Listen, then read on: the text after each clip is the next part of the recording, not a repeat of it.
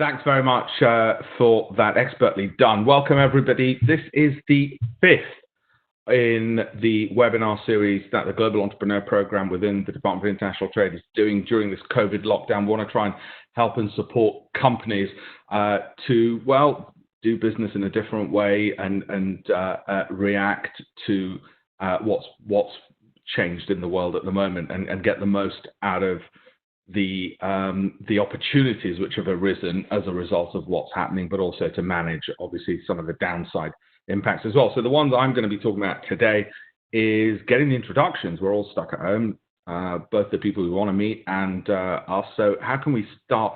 How can we get the most for our companies in terms of business development or capital raising? Those are the two main things which I get asked about as a deal maker: capital raising and the business introductions. So what I'm going to do is I'm going to break this into two parts. Part one is the problems we're facing, just so you know that established businesses face the same problems that the startups do. It's just at a different time and level. And then part two, the solutions, some of the strategies, and also I want to share some of the tools that I've used. So it's not just the strategies. I don't want to make this just purely anecdotal about my experiences. I'm going to rely also, like I said, not just my own experiences from asset management. I originally was a barrister and then moved into asset management, and we spun out, well, I suppose you'd now call it financial technology, all around investment. I've been a deal maker now within DIT since 2005. It's been absolutely wonderful during that period. But of course, as you can imagine, I've also dealt with, over that period, my God, I must have dealt with hundreds, if not touching 1,000 companies, and helping open doors for them, as well as, of course, seeing my businesses grow and face the same problems the entrepreneurs do. And I want to share some of the ways I've got around that. Not least, share from my experiences. This is not a pitch for my books. I can assure you that I only get about £1 in royalties. But outsourcing success is probably the one where I'd research most how to bring in resources for networking and growth and so on. So I'm going to share my own business experiences as well as my academic research, I guess is what you'd call the books, but also the academic research from other places as well in this webinar. I want to give you not just what I know, but actually what, for instance, Harvard Business Review says, and we'll find a way of getting these articles to you guys as well. So I've taken and researched for this talk, and it's the first time I've done a talk on this subject as such. I've taken advice, and the best advice from leading authorities around the world. So I didn't want to just make it anecdotal and say, well, Richard Branson says this and Bill Gates says you should do this, but actually look at what the business schools are also saying in terms of this. So I'm going to lean upon some of the things that I've learned from Harvard on the best ways to use social media, 3 ways to make the most of your alumni. So when we talk about networking, there's obviously not just the technology side, but there's a whole load of other things, and also gender differences. One of the things that we've done in the Global Entrepreneur Program is to make sure that we're attuned to what the broader government policy is, which is where we want more female-founded businesses as well, and we know there's a market failure there. We know that we don't have as many as we should, and so I wanted to make sure that we bring those aspects into this talk as well. Okay. The reason for that picture is not just to show you all my holiday snaps, but it's about networking. So what are the key problems? Let's start off with that in part one, and then moving on to some of the tactics, some of the solutions from all those sources and resources that I've mentioned, and some of the tools that are available. So problem number one, we don't know where to look very often. When I deal with a lot of the startups, not just startups, well, let me get rid of the word startup. Let's just say scale-ups, okay? Because most of you will be scale-ups. And actually, you might not even be entrepreneurs. You might be on the other side. You might be venture capitalists, private equity, whatever it is. You might be professionals. Okay, one of the things that I found is people actually don't know where to look, let alone who to look for. So I'll get questions asked like, and I kid you not, I've met CFOs of major scale companies, companies with turnovers of a couple of 100 million, who will just give me a WhatsApp or a call and say, do you know anyone at? Now, overall, if you're having a coffee, that's fine.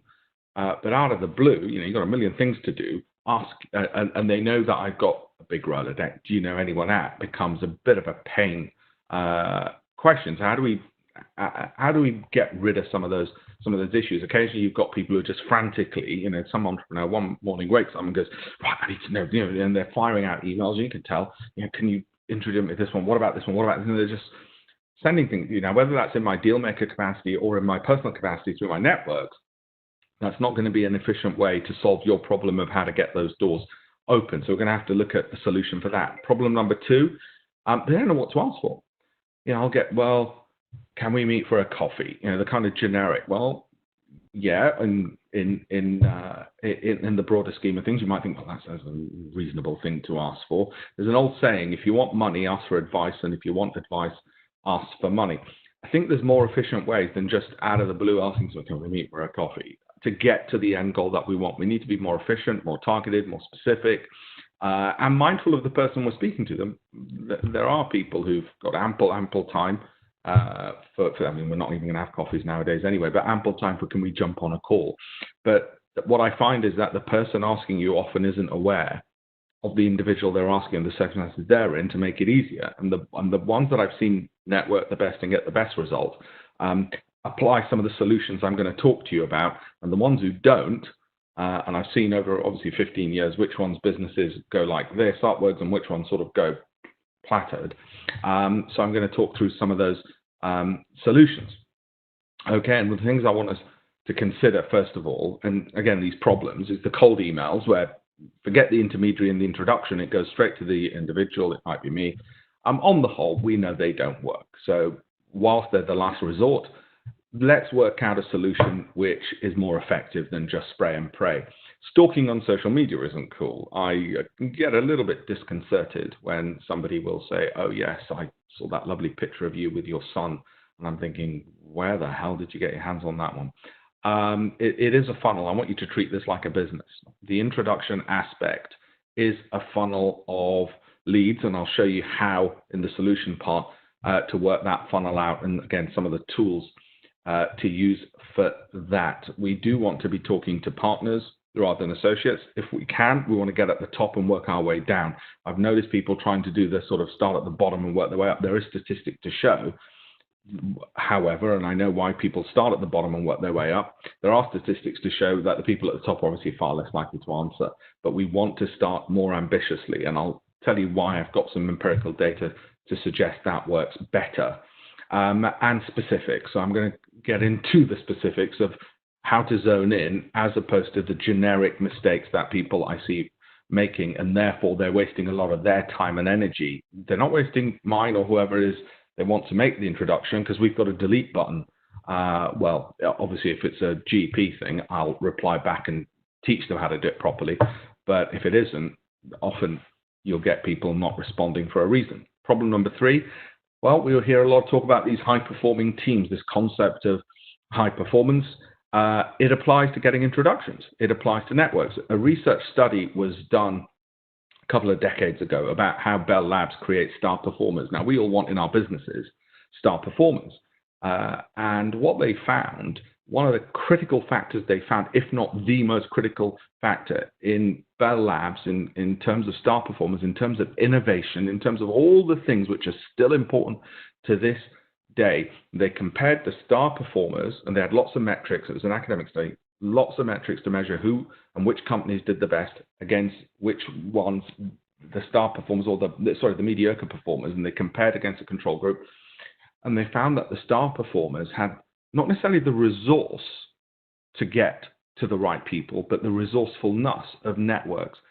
Believe it or not, even the ones in the white coats, the geeks like me, who sort of crouched over a computer all day, had the ability to access someone to help solve the problems.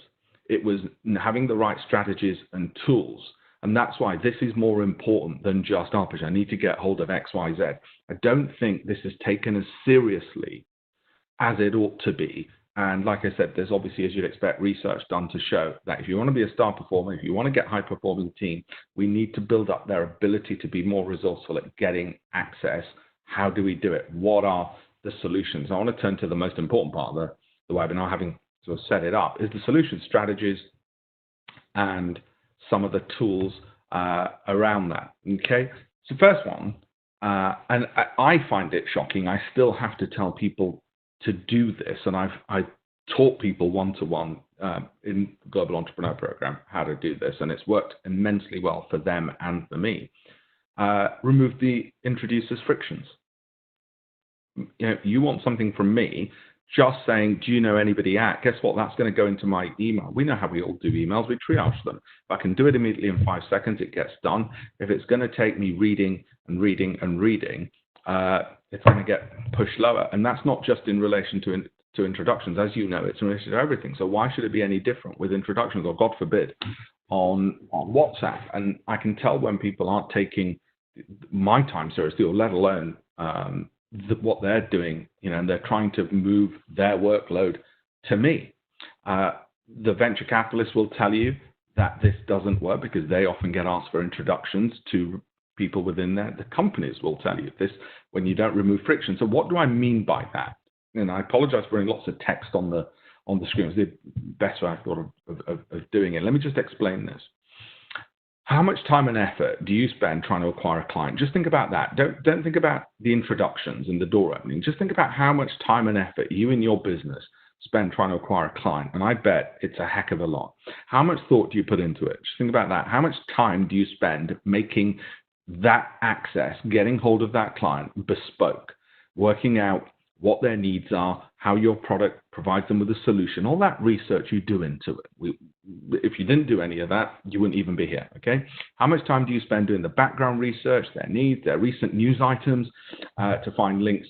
You're offering news items on their professional lives, not on their personal ones, okay? Do you consider why your client gains value? Of course you do. You think to themselves, if they use my solution, they're going to get some value. Do you think they owe you a living? Of course you don't.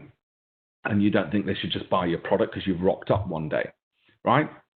You reduce frictions for your client in terms of buying your product. You think of every single way of reducing the friction from them finding out your product and buying it. That's how you think. You think of a funnel. You think of the touch points from your calls, outgoing calls, to your landing page, to everything else. Why the hell do people not treat introducers? Assume I'm an introducer with a large network. Why don't they treat us with the same respect they treat their clients? Okay. After all, I can introduce you to 10 clients.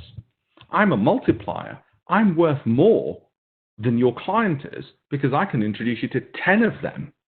But I don't get treated, just using myself as a generic, with the same respect. Hey, Alpesh, can you introduce me to the BBC, Royal Family, God? I haven't had the God one yet.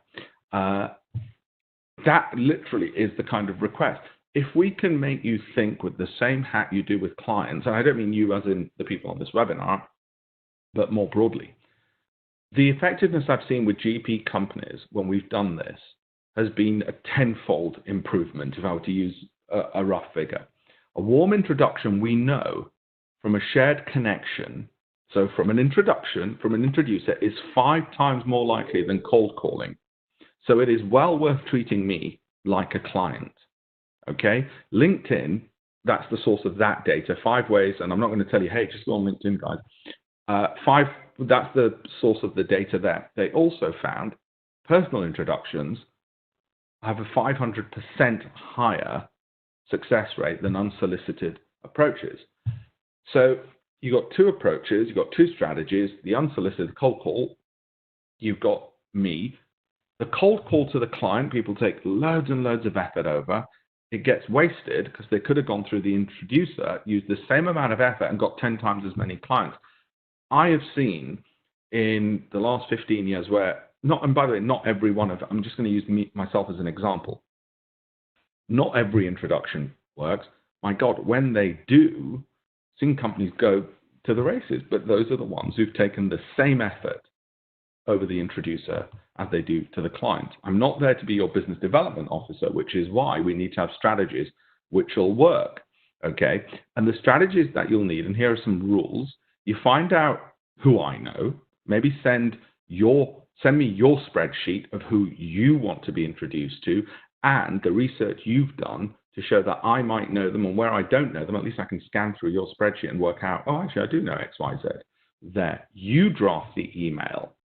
by which you want to be introduced. Can you believe such a basic thing is not done and my frictions are increased? The number of times somebody had said, can you introduce me to XYZ? And I saw that you know them through a conference you were at or whatever else. And I think, what now? The more moving parts I've got to do, the more time I've got to spend thinking, you know this, it's not me being precious, in your business as well. The more times you've got to touch a keyboard, the less likely you're to get something done. Okay, the more time you have to engage your brain, the less likely you're to get it done. Why do we not treat the door openers in the same way? So I want that email drafted for me. I want it ready. I want it simple. I want one sentence per paragraph. It's not just me. These are rules from various VCs in Silicon Valley, all the rest of it that I've seen, and VCs in the UK, private equity groups in the UK, as well as my colleagues and friends, and also what I do when I want introductions to people. I want that drafted by which you want to be introduced. You explain to me, the introducee, what you want as well. So, Alpesh, dear Alpesh, can you introduce me to XYZ? The reason is we've got blah, blah, blah, and here's the email which you can top and tail, change as you see fit. If you could make the introduction with this. And it's got the key facts, and this is really important, okay? You explain to me why, between the lines, not overtly, why when I make that introduction, you'll be making me look good. Because that's what it's about. I mean, I'm rarely about to do it for, or at worst, you won't embarrass me. Okay, because it is about that as well. I mean, I had one from somebody this week who said, Alpesh, and I'd call him a friend and a colleague, and he said, Alpesh, do you know Rishi Khosla at Oak North, which is now a $1 billion company? And I said, yeah, he's a very good long-standing friend, on holidays together, blah, blah, blah. He said, well, I've got a small company. Could you introduce him to them? And I turned around and said, well, other than the lack of information, I said, do you really want to use that one introduction, because he's not going to be sent loads for that? That leads me to this point. Be proportionate. This is one of the most annoying, irritating things I find. What I mean by this is this. If you want me to introduce you to, let's take the royal family. I'm not in a position to introduce anybody to the royal family, but I'm using this as an example. Well, you better be royalty then, hadn't you? Alpesh, can you introduce me to the British ambassador in Brazil? I'm often asked, or wherever else. That's fine as a request, by the way. Except, why? How? What? Where's the information? What am I supposed to do? Hello, Your Excellency. Meet John. Cheers. Thanks. Bye. Seriously, if that work doesn't get done at your end, why the hell should I do it? But not only that, it tells me a lot about the company I'm dealing with. And the next 3 requests from them are going to go into junk as well. Now, you might think, well, that's a bit bloody harsh. You've got to bend over backwards to help me. Nope. Don't owe anybody a living. All right? Welcome to the world of entrepreneurship. Do you know what he does? Do you know why he should be interested in meeting you? And have you considered that by not explaining any of these issues, you're going to embarrass me, not just me, whoever it is, your introducee, be a liability on their time, and just proven your business development skills are lacking, so your business is likely to fail as well. It doesn't look good, doesn't look right. Okay, so let's look at a different way of doing this.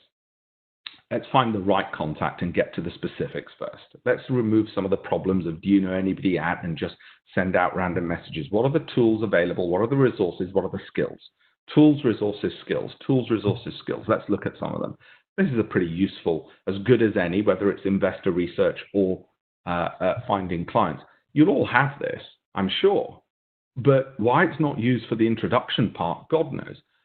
You should, and I'm sure you do, have the data to know who it is at the VC firm or at British Telecom or at Virgin or whatever, what their name is, and what are they looking for.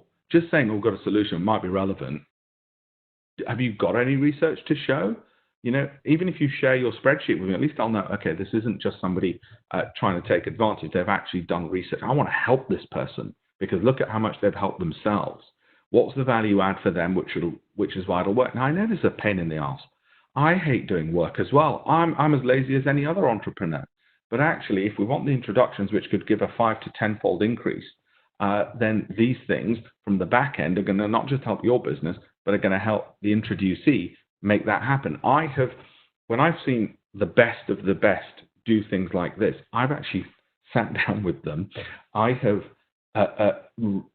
signed off the letters they've had printed in the good old days. We not just did emails, but we actually followed them up with letters because we felt people read those. I've actually sat down and taken the effort because I thought, wow, this is somebody who really deserves my help. Okay, tracking, scheduling, all the breakdown. Now that might be a bit difficult to see. You can make these available later. The whole everything from the research to the investor intros to the schedules and the timelines and when that's going to happen and the meetings, and that then I know this isn't just somebody spraying and praying, there's hoping something comes up, but actually they've got a targeted strategy that they're implementing, why they're doing it. Now that doesn't always happen. Sometimes it's just you've got to. I had somebody, a friend of mine who's a CFO at a major UK bank, and he said, look, I need a relationship with a Danish bank, and he's a friend, and he just said, do you know anybody out of Denmark? And sometimes obviously we do have normal human relations, but when you don't know the introducee that well, things like this, at least at your end, will help convince them that they should be helping you in any event. To know that you've made the effort, you've worked it out, this is part of a bigger strategy than just the simplification. So how are we going to get this information? How are we going to find out where all of this is? For instance, it might be that you want to be introduced to an accelerator, an incubator, a big corporate. Where are we going to find that information? I put some of those things that I'm asked the most, which is accelerators, incubators, venture capitalists, every single one in the UK, what they invest in, who their partners are. Okay, so you can do that research first, not, Alpesh, do you know somebody who might be in every single grant-making authority, what their specifics are, which regions they cover, how much they lend, which sectors? Because I shouldn't be doing that for you. Nobody should be doing that for you other than you. If that information is publicly available, which it is, and I'll tell you the tools where I've made that all available so it's searchable by you, then wait a minute, you ask me, Alpesh, do you know any authorities which might give us a grant? That instantly tells me, yeah, mate, delete. Obviously not if you're GP, I'll explain to you what you should be doing, but if you're not, and your introducees won't be. So the first part is the research. Now I put that together because those are the things I'm asked the most. Accelerators, incubators, venture capitalists, grant-making authorities, loan-providing authorities, and going through that, lending amounts or equity amounts, what they need, what sectors they're looking at, if they're offering at the moment at all in any event. So it'll save you a lot of time, save me. So I'll tell you where those resources are in a second. Another tool I use, and I think it's useful, and it's trusted by Amazon, Microsoft, Facebook, Samsung, IBM, to find contact details. Okay, find contact details including emails and phone numbers. Use those with care. To their Cognizant and Lusha or Lucia. I don't know if you've come across them. The Lucia, for instance, sits onto my LinkedIn. I want to try and get hold of somebody. As you all know, the higher up they are, the more difficult it is to get them just to do a reply on an in-mail, almost pointless messaging them, barely ever going to reply. But what Lucia does is it works out who they are, finds their direct email address through God knows how, because it knows every single one I've got. And it's actually even got my cell phone number, and I have no idea how it's got my cell. I'm not saying you're going to necessarily cell phone people, but what I'm saying is it's a very useful tool which is used by the big entities, which is why I use it. I don't use it because I want to stalk people and find their email addresses. I don't actually have the need to get many introductions just because of the nature of the business we're in. But what I do have the need for is an interest in, well, what are the big giants doing? Because I'd like to be like them one day and copy them. So there's online tools to get hold of and access these things for those where if you haven't got the direct introducee that you know well, and how do you get an introduction if you don't know anybody who can introduce you? Then one way to start is, okay, let's find people who might know the end person. Maybe you met, and this is where it comes in really useful, maybe you met someone at a conference. Maybe they were on a webinar with you, whatever else, and you want to be able to reach out to them because there was that connection. that proximity, but don't necessarily have the deal. Maybe they're a speaker, you can grab hold of their business card. This is where this comes in very handy. Dear so-and-so, bit of flattery works. Met you, saw you speak at XYZ, and there, it's perfectly legitimate. Get their email off Lucia, make that connection. Loved what you said. I wanted to tell you about this. Guess what people love? And I'll tell you the biggest breakthrough I ever had in networking in a second using this strategy. Guess what people love? They love that you listened to them and that you liked what they had to say. Now, I know it sounds crass and you shouldn't fake sincerity, but that at a conference, the follow-ups that happen, not only have worked for me, but others, then going on to Lucia, then getting hold of them. If I didn't get their business card, and we all know, we've been at events where somebody mobbed, you're not going to be able to get hold of cards. They've been dishing them out like toffee. But they'll have, hopefully, on here, a separate email address. Might be a personal one, doesn't matter. It's how I got hold of Dominic Cummings, actually, and his private personal email address, which was great.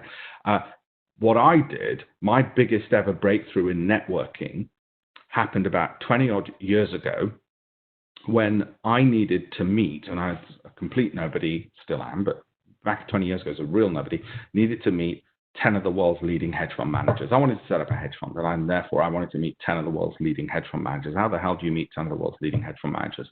And so what I did is, and I'm not saying you can use this approach, but the principle behind it is what Lucia is about and what these other systems are about, is I approached the Financial Times and said, I've got interviews with 10 of the world's leading traders. And I went to the 10 of the world's leading traders and said, if you agree to meet me, the Financial Times will publish the interviews. Now, I'm not saying you're going to replicate that strategy. I used it 20 years ago. It won't work again. My point is, because I was able to get them a hook, which was of value to them, everybody wanted to be in a Financial Times book, even if you're a multi-billion-dollar hedge fund, I was able to meet them.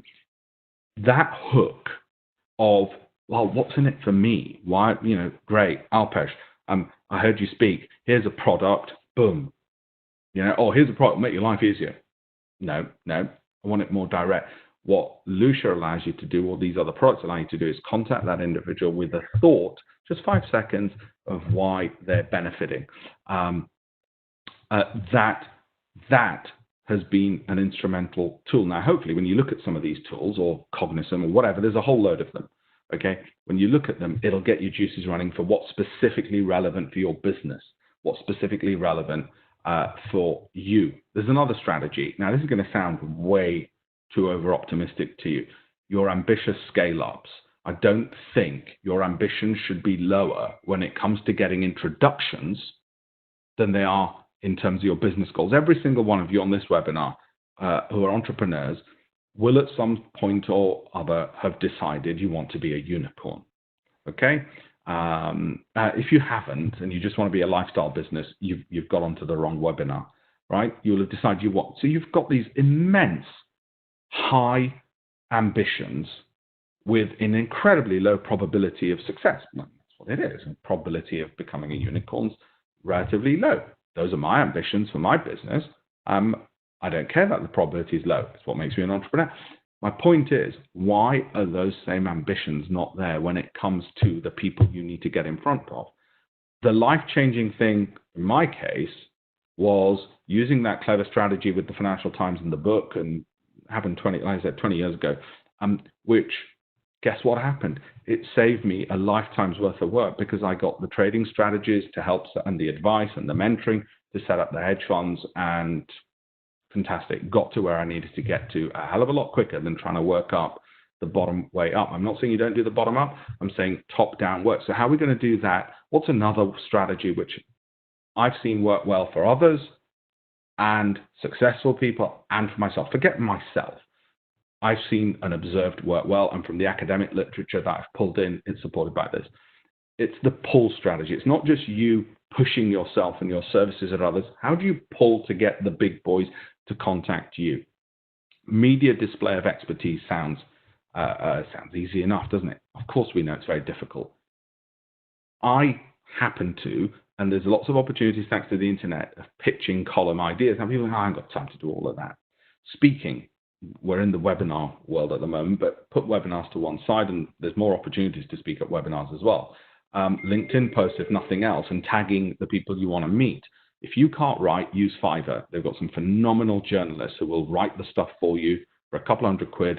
They're amazing, who are ex-Telegraph writers and so on and so forth. And then either pitch a column, an idea, whatever. A Business Insider, for instance, was looking for experts. That gets those people knowing not only you're an authority, but reaching out to you. Now you might think, yes, I heard that before, Alpesh. So last year, London Stock Exchange got in touch with me because I had a strategy that I wanted to make sure they knew what I was doing in the algorithm business, and they were tagged now and again on Twitter and on LinkedIn. They got in touch. They flew me out to Italy to meet some of their biggest banks, and then had me speak at their events, which was then used in my business to speak to my audience of what it is we do. It works. The public media display is worth taking the time and effort. Now you might say, well, that's all very well for you to say, TV presenter, blah, de, blah, de, blah. No. It is because business required it of me. What will you not do for your business? Business required it of me. Columns work better than any other way. Media works better than any other way of getting the pull factor of the biggest people, the CEOs. I'm talking in my industry, the CEO of Goldman Sachs Asset Management, Jim O'Neill. Okay, the CEO of American Express, the CEO of all sorts of big business. Why? Because for some perverse reason, if you're in the media, you're on a stage and try and get the keynote, not just be a panelist.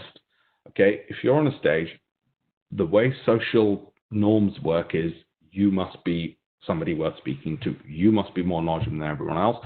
Standard Chartered, God bless them, the chief executive got in touch with me last year, not because I've got some special skills or anything else, because they saw the media stuff, the authoritativeness of the things we're talking about, and it works. And guess what?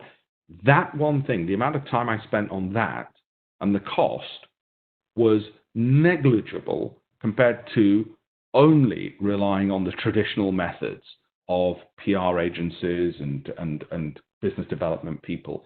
If you don't have this in your quiver of arrows that you're going to throw and target, then what you're missing out is this.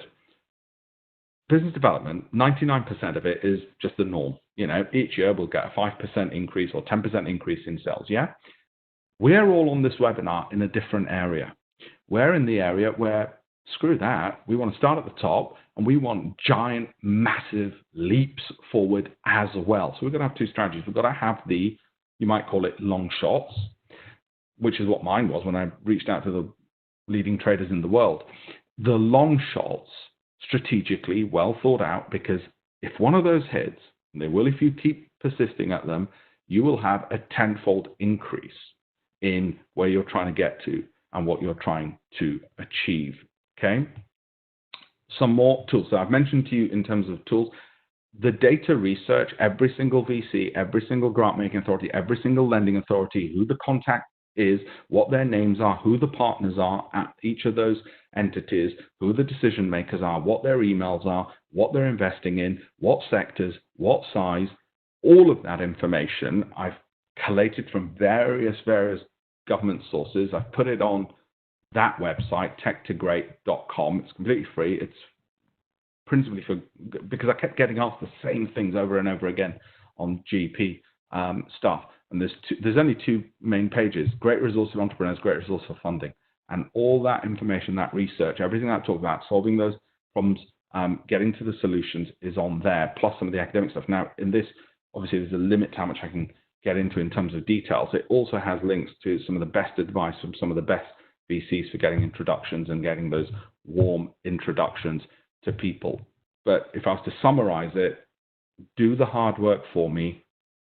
Get that email right that you want me to introduce you by. Give me, if you can, oh, by the way, this is critically important.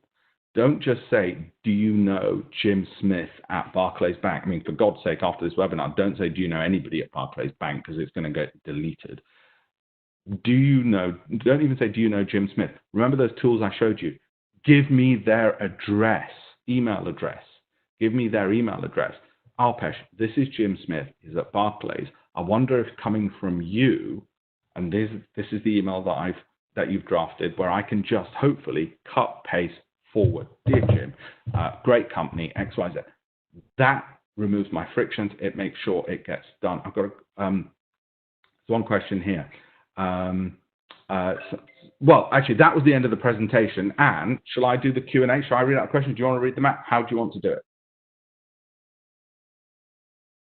Hi, thank you, Alpesh, for delivering this very informative presentation. And what we'll be able to do is I can read out the questions that have come in through the panel team. So one that we've had just come in, Alpesh, is basically around having in the UK. Apologies. So the question is, to grow my small network in the UK, should I join relevant LinkedIn groups and mailing lists? And will activity like this actually help me to grow the network within the UK? Yeah, it's a really good question in terms of, okay, let's take it the other extreme, which is, so you've got no networks in the UK at all. How do you get into the right stuff? And I'll give you an example of one fantastic GP company, Advotech, came over from India. They're in medical technologies. They're basically like sort of Uber meets ambulances. And you can imagine at the moment, they're a godsend. He went from being part of the program to, before I knew it, within, I think it was 12 months, the guy was host, and he's not wealthy or well-connected or anything like that, no networks, to hosting events in Parliament by members of Parliament and sponsored by newspapers, which, of course, all of which also sidelined, promoted his business. To the extent he was mentioned in the House of Commons by his local MP. What the guy did is he reached out to his local MP, said what he's doing, and there's a good idea, by the way. Every single MP in this country wants to know what their local businesses are doing. And my God, talk about door openers right there, because guess what? It makes them look good when you're contacting them and saying, look, love what's happening. And by the way, try and avoid whinge fests. I'm not saying that MPs don't want to hear about issues you might be having. Of course they do. It's what they're there for. But we all love good news stories as well. We all love the optimism part, what's working and what's going well. That's the way he did. And so how did he do it? Well, I'm not sure about LinkedIn groups. I'm the wrong person to ask. I'm a member of some of them. Do people actually read them? Do people high enough up the level really read them? The one thing that I've seen work better than LinkedIn groups is when you do a post or an article, preferably on LinkedIn, because guess what? That's what London Stock Exchange looked at for me. I know they did. Okay, they looked through the articles, the expertise, and those articles stay forever, and LinkedIn has a lot of credibility, is you're also name checking them. And I don't just mean dump a load of names. I mean try and be a bit more specific, because everybody loves to be complimented and associated with a name check or a mention in an article. That pops up somewhere, and then take them there. So one way, if you're just going to use the LinkedIn aspect, is that. But more importantly, secondly to that is what I've said, is reaching out to one or two people with the good news aspects, whoever those people might be. So it's not even an ask. You're not coming in straight away. You're just trying to build a network. You're not coming in and saying, oh, but can you introduce me to XYZ? Let's just get on with it. Or to your MP or to whoever else it might be, whether it's in government or elsewhere. It is just to say, just wanted to write to you to let you know this works really well, or this was fantastic for our business. And it's the unexpected. It's not what somebody, and it's not salesy, and it's not an email that's being spammed to them. It might be even a handwritten note, which nobody does anymore. We do handwritten letters, by the way. And the reason is it actually works well for us. Somebody said the volume's very low. It might be at your computer end rather than mine. Hopefully that helps in terms of that. I think LinkedIn groups, mailing groups, bit lower down. But the other way to do it is ask advice to people. Say, look, what are good associations for me other than the research you can do yourself? For me, for instance, I deal a lot with entrepreneurs out of India, because I cover the Indian market. And whilst this isn't just for them, the advice I'd give them is join TIE, the Indus Entrepreneurs, or go to their events. The Indus TIE.org. It was founded originally in Silicon Valley by the founders of Sun Microsystems and Hotmail. I co-founded the UK chapter 20 odd years ago. And some of the people that we've had speak globally at our various events, everybody from Bill Gates to presidents of of the biggest companies. So you name it, we've had them speak there. As a networking entity, there are organizations like that. The next step then is to find out, okay, who's in charge of picking speakers, maybe for a panel, and then eventually for the keynote. And I will, in the early days, I would have done, and find out, who's in charge of that bit, and make contact with them. So it's not always the top up, but oftentimes it's the bottom up as well, and getting onto some of those panels. That will expand your network, because when you're speaking, and this is a funny rule of, again, social norms, when you're on stage, you're perceived as more important, and the people are coming to you and giving you cards. Now, I know that a lot of those contacts, they won't be relevant, but it is a very good way. Some of the biggest and best deals I've ever had, and it's been by chance, have come from fellow panel member. All of a sudden, I'm on the same stage as them. So the fact that he's the CEO of Barclays Bank, who incidentally launched one of my books 3 years ago, it didn't matter that he's the CEO of Barclays Bank and I'm, a shrimp. We're on the same stage. All of a sudden, we were on the same level. It's just how things work, okay? That was what? So stage. The other thing, this will be less relevant initially, but if you do find yourself in TV studios, the green room. It's like the green room is the bit you go on before you go on. It's the same principle as being on stage. Go to the speaker's lounge before you're due to speak. Meet all the speakers. All of a sudden, you're on the same level as them for whatever reason. Have a chit chat. Works incredibly well to get those introductions.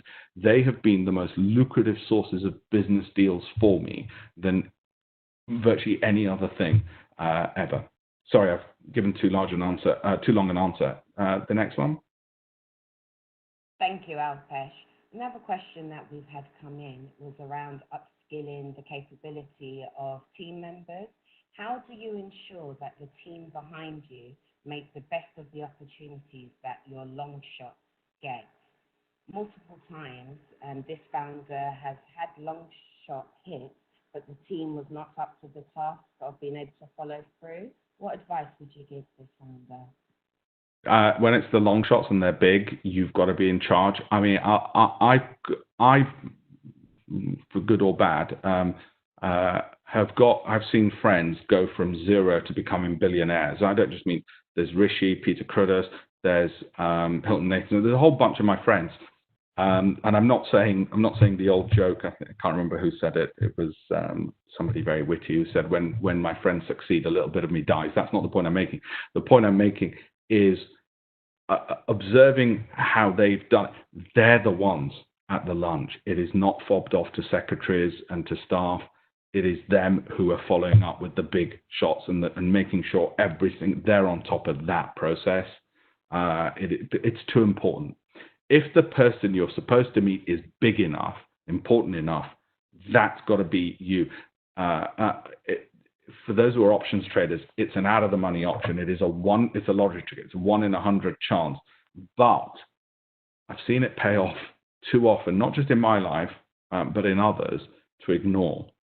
And it is you who shows up, because nothing pisses off somebody bigger up the stream than, great, my secretary will be in touch to fix up a time and he'll organize when we'll meet, whatever else. No, it's got to be you. It's got to be you who's in charge of that. It's too important.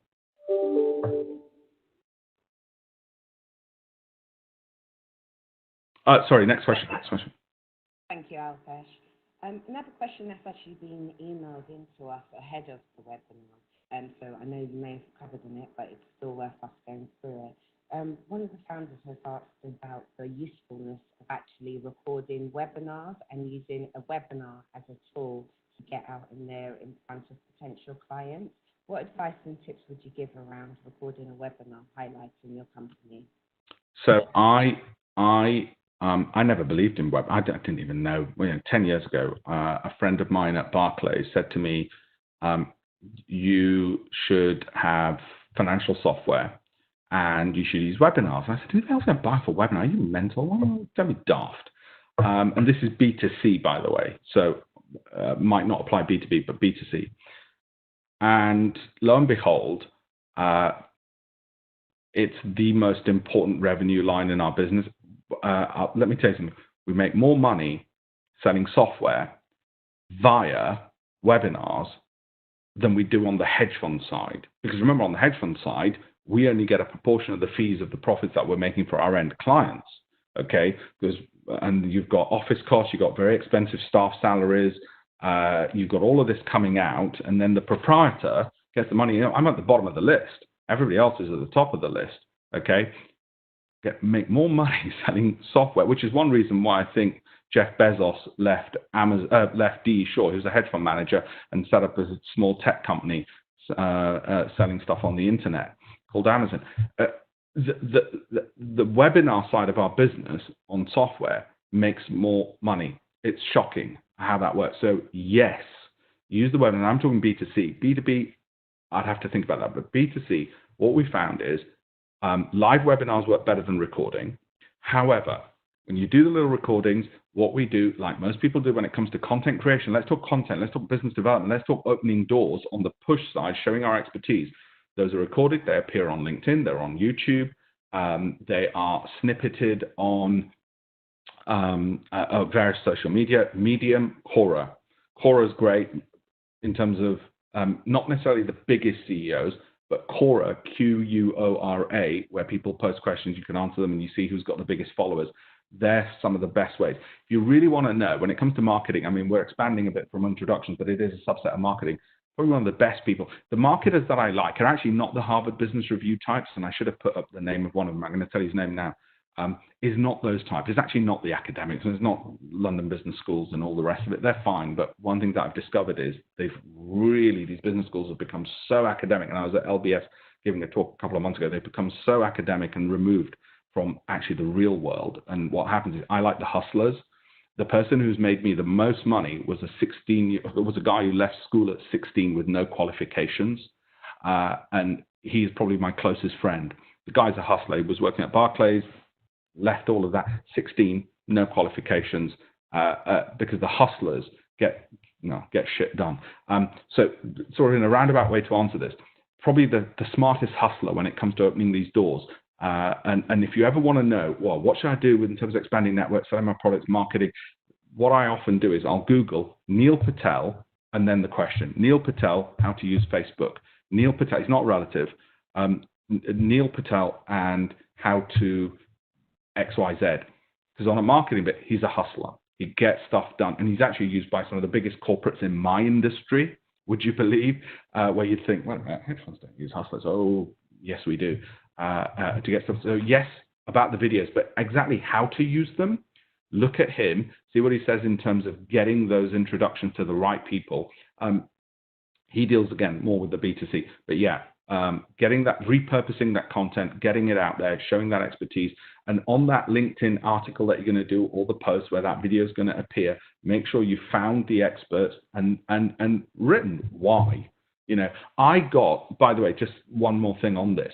So I used that technique, and I got to the head of, I think it was investments or search for new talent, whatever, but basically the relevant person at the Qatar Investment Authority. Now, I had other routes to get to them. I wasn't actually necessarily looking to meet him, finding me through the LinkedIn route and saying, wow, that's impressive, because they'd been tagged on one of them and I'd mentioned them.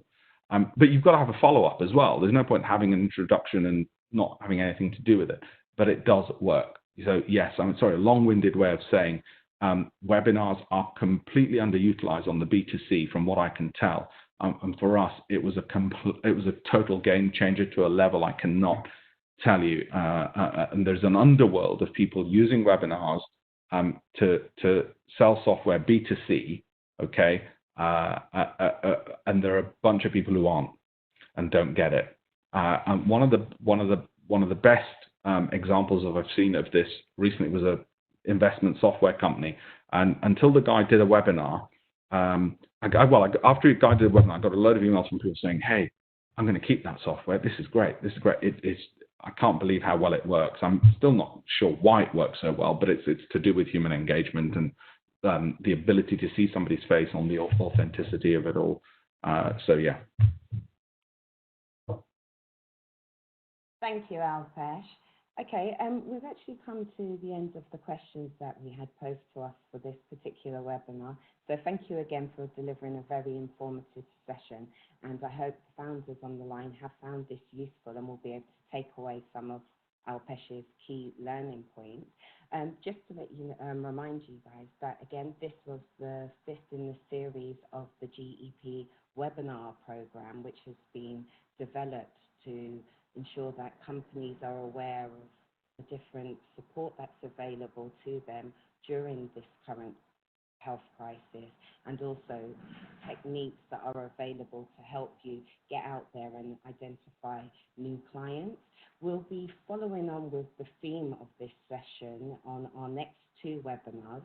Next week, Wednesday, the 13th of May, we'll be delivering a further session around creating new business opportunities.